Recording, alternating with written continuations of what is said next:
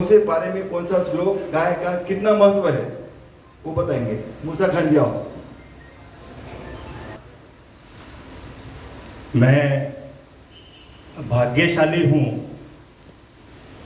कि मुझे गौ माता पे बोलने का अवसर मिला है और मैं आयोजकों का भी और आपका भी सदैव ऋणी रहूंगा। गाय ये छोटा शब्द नहीं है और इसको हम पशु के माध्यम से तो बिल्कुल ही देखना नहीं चाहिए। गायों के विषय में जब बोला जाता है तो इसकी विभिन्न विभिन्न विचारधाराएं अपने अपने श्लोक से आती हैं। हिंदुस्तान के अंदर में इनके 108 नाम आते हैं। तो जिस प्रकार से हम अपने माता का नाम आदर से लेते हैं, गाय का नाम भी उसी प्रकार से आदर से लेना चाहिए। गाय बोलकर नहीं बोलना चाहिए, गौ माता बोलकर मान सम्मान के साथ लेना चाहिए। सबसे पहले ये बात होनी चाहिए। 108 नामों में सबसे प्रिय नाम रहा है सुरभि गाय का। इसको समझिए पहले। ये सुरभि नाम सादा नाम नहीं है, क्योंकि अलग अलग क्षेत्रों में अलग अलग बातों से एक प्रयास निकलता है कि इस्लाम में गाय का क्या महत्व है। इस्लाम में भी गाय का बहुत बड़ा महत्व है। गाय का जो महत्व बताया गया है, एक छोटा सा अंश लेता हूं आपसे मैं। एक राजा थे। राजा ने कहा कि अपने वजीर से कहा कि देवी देवताओं कितने? तो उन्होंने कहा कि 33 कोटि। मुझे सबको देखना है, सबके दर्शन करना है। वजीर आश्चर्यचकित हो गया कि जीवन का समय इतना छोटा है और इतने छोटे समय में मैं इतना लंबा इनको दर्शन कैसे करा पाऊं। फिर वजीर ने कहा कि ठीक है, जो सेवक थे उनसे कहा कि ठीक है, कल सुबह में राजवाड़े के अंदर में हम लोग करेंगे, मैं दर्शन करा दूंगा आपको राजवाड़े में। राजा आश्चर्यचकित हो गए, बैठे हुए सारे लोग आश्चर्यचकित हो गए कि ये पागल तो नहीं हो गया कि 33 कोटि देवों को एक साथ में लाएगा। जब सुबह हुई, रजवाड़ा भरा, तो उन्होंने गौ माता को लेकर आ गए और उसके दर्शन करवा दिए। कहा कि 33 कोटि देव इसमें ही बसे हैं, ये देख लीजिए। इतना बड़ा महत्व है। पुरातन काल में क्या होता है, एक चिड़ी का खोपा होता था। पता है आपको? चिड़ी का खोपा एक झाड़ पे लगा होता था, जो उसको घोंसला बोला जाता है। तो वो घोंसले को लाकर जब छोटा बच्चा रहता है, उसकी आयु 1 साल की, 2 साल की, 2.5 साल की रहती है, उस टाइम में उसको बाहर का हो जाता है, करली कौटाल हो जाती है या नजर लग जाती है, जो भी अपनी परंपराओं के हिसाब से हर क्षेत्र में, हर राज्य में अलग अलग होती है।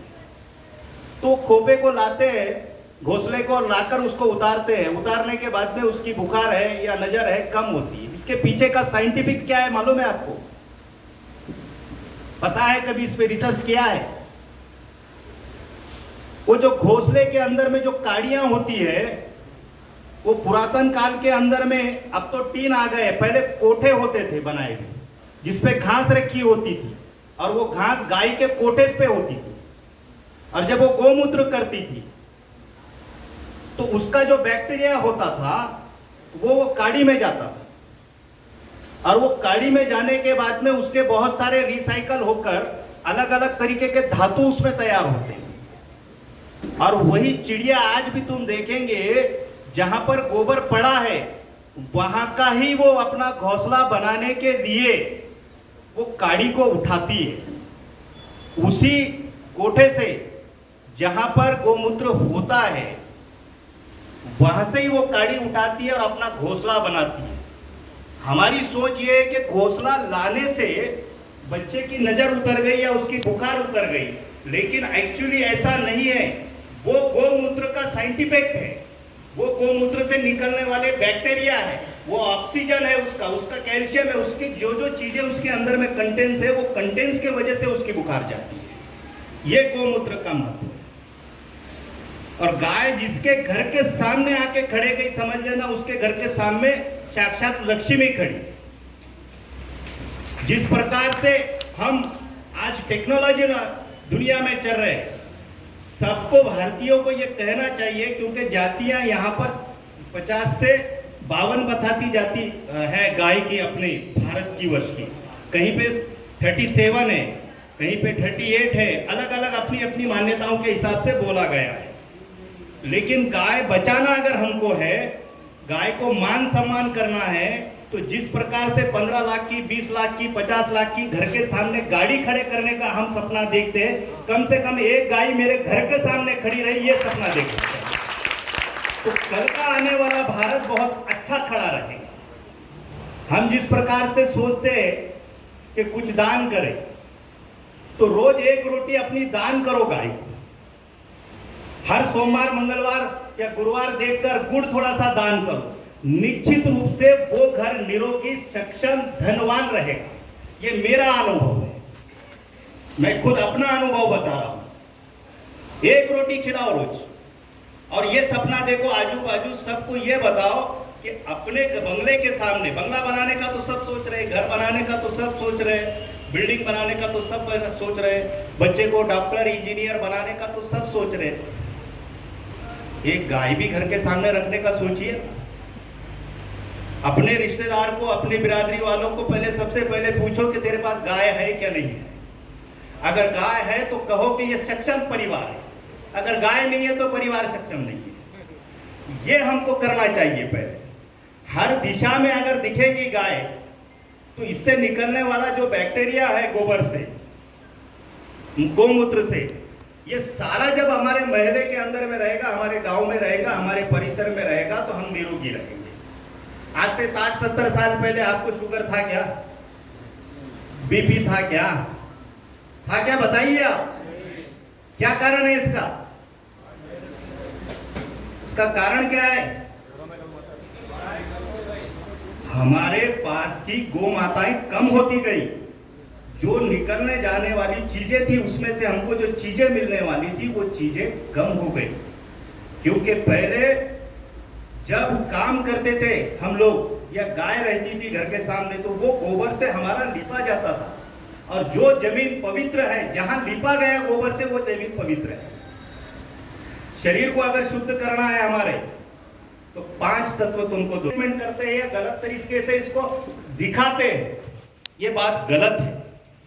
जिसको गाय समझ में आ गई, उसको पूरी दुनिया समझ में आ गई, और जिसको गाय समझ में नहीं आई, उसको मानव जीवन ही समझ में नहीं आया। आप ये बात मेरी मानो या मत मानो। मेरे अनुभव के हिसाब से जिन जिन परिवारों में गाय की सेवा है, वो परिवार आज के रूप में सुखी है। और जिन परिवारों में गाय का दुर्लक्ष्य हुआ है या उसके तरफ अनदेखा किया है, ऊपर वाले ने भी उनको अनदेखा किया है। बीच में क्यों डाला है? इसको कभी सोचा है आपने? इसको देखा है कभी आपने कि करीब से कि भाई श्री भगवान कृष्ण ने अपनी सारी जिंदगी इनके पीछे क्यों डाली है? क्यों इनके गौमूत्र से, जब गौमूत्र होता था उस जमाने के अंदर में, जो मैंने पढ़ा है, मैंने देखा है, जो मैंने समझा है जिस बात को, कि उनके जो दुम होती थी, दुम के माध्यम से कभी गोबर चेहरे पे उड़ जाए या कभी उनको लग जाए, तो सुदामा उनको कह पड़ते थे कि आप इनके पीछे क्यों जा रहे हो महाराज जी। तो वो जब होता तो वो कहते थे कि ये मेरा कल्याण है, कल युग में ये काम आएगा। आज वो काम आने वाली बात है, लेकिन हमको समझना पड़ेगा। हमने क्या किया, एक पशु कहकर अपना प्रॉफिट देखते हैं। प्रॉफिट देखकर गाय को पालना ये मूर्खता है। 50 लीटर दूध दे रही है, 20 लीटर दूध दे रही है, जर्सी गाय देश में ला रहे हैं, अपने गाय को बंद कर रहे हैं, क्योंकि प्रॉफिट के लिए कर रहे हैं। वो सेवा नहीं है, वो मूर्खता है। सेवा वो होती है, गाय को अगर आप रास्ते से जाते हुए भी प्रेम से अगर देख लेते हैं तो ये सेवा, और ये सेवा करना सबका कर्तव्य है, मेरा भी है, आपका भी है, सबका भी। जिस प्रकार से बच्चे को हम ये बताते हैं कि तुमको बढ़ना है, पढ़ना है, डॉक्टर बनना है, इंजीनियर बनना है, सब करना है, लेकिन साथ में ये तुम्हारा और मेरा, माता पिताओं का सबका कर्तव्य है कि तुझे तेरे जीवन में हमारी सेवा के साथ गाय की भी सेवा करते चलना है। अगर एक सेवक सही हो गया परिवार में गाय का,